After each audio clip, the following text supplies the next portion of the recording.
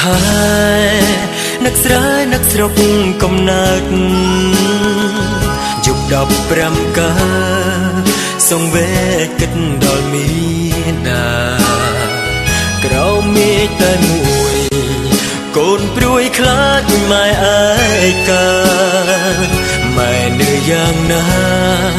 ស្រែងងាប្អូនថែម៉ែទេសម្បុកឥតបាលោកកាកូនមានតែម៉ែម៉ែគឺដួងខែរះក្បែររូបកូនទាំងទ្វេផ្ទះខ្ទមកុំសត់កត់បត់ម៉ែច្រៀងបំពេម៉ែលក់ស្រែគេឲ្យកូនបន្តសិក្សា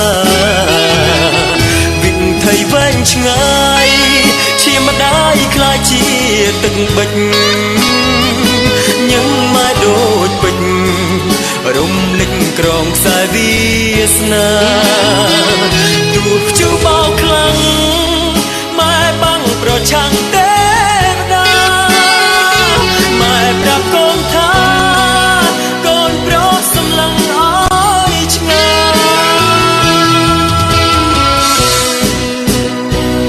យសាកលវិទ្យាល័យនិស្ស័យនិស្សិតនៅវត្តមើលខ្លួនចិត្តខូចខំខាំងបេះដូងក្នុងកាយតស៊ូ5ឆ្នាំចងចាំបណ្ដាំអ្នកម្ដាយបង្រិញ្ញានៅឆ្ងាយខ្ញុំត្រូវខ្វល់ខ្វាយសិក្សា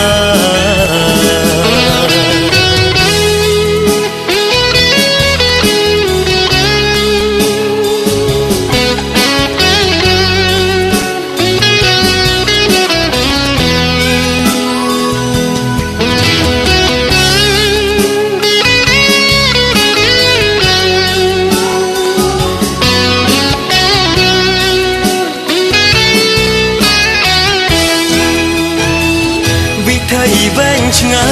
យជាម្ដាយខ្លាចជាទឹកបិច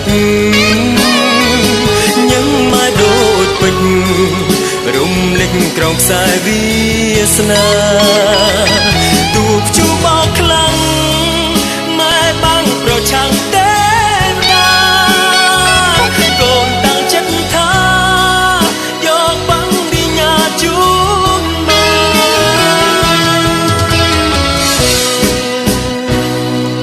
ក្តីបំណង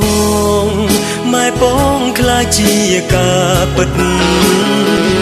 រនោជីវិតផ្លាំងខ្នើតព្រមានព្រៀងខា